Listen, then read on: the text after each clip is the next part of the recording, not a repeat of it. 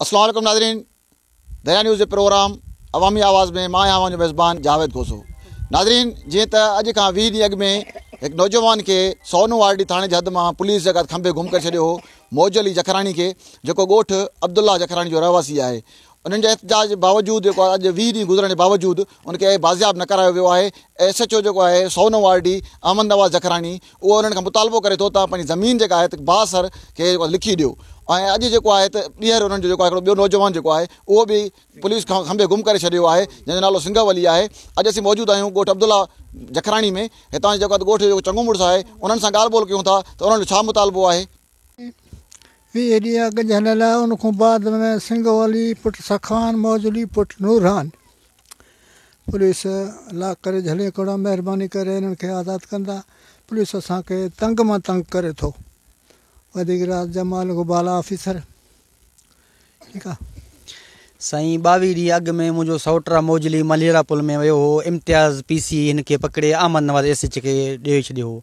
उन खां बाद वरी हाणे कल्ह मुंहिंजो भाउ सिंघव अली, पीउ जो नालो सखवान, PC अमानला ऐं PC इम्तियाज़, SHO अहमद नवाज़ ऐं ज़ियाउल PC ऐं PC निज़ाम जखराणी हिननि खे पकिड़े करे सोनवारडी खंबे विया।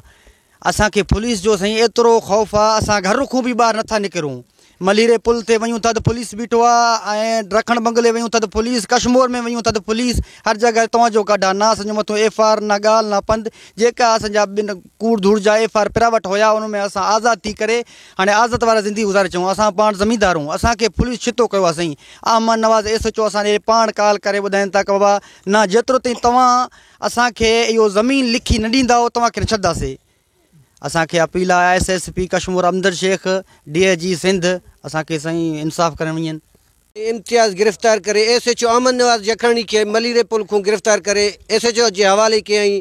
असां 22 ॾींहं थिया आहियूं, असां दर दर कोर्टनि जा धिका खाधासीं, हिन टाइम ताईं असांखे इंसाफ़ का बि कोन मिलियो आहे।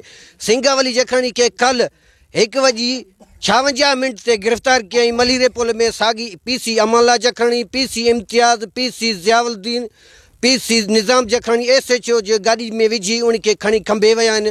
असांखे धमकियूं मिलनि था बार बार त तव्हां सलाह कयो ज़मीन जे बारे में, ठीकु आहे, न त असां तव्हांखे कोन रहण हिते छॾंदासीं। महिरबानी आला ऑफिसरनि खे आई, SSP कश्मीर अमजद शेख साहब खे अपील आहे, DIG लालकाणो, IG सिंध, वज़ीर आला वज़ीर आज़म खे अपील आहे त असांखे पंहिंजी ज़िंदगी ख़ुशी सां रहणु ॾियनि। त असां बिल्कुलु ॿारे बिटे वारा न आहियूं त हिते लॾे भॼी वञूं। असां ज़मीनदार आहियूं, असांखे नाजाइज़ तंग करे थो। SSP अमजद साहब खे अपील आहे त बाज़ियाब करे मौजली ऐं जखराणी खे, सिंघव अली जखराणी खे जल्द में जल्द रिहा कंदा।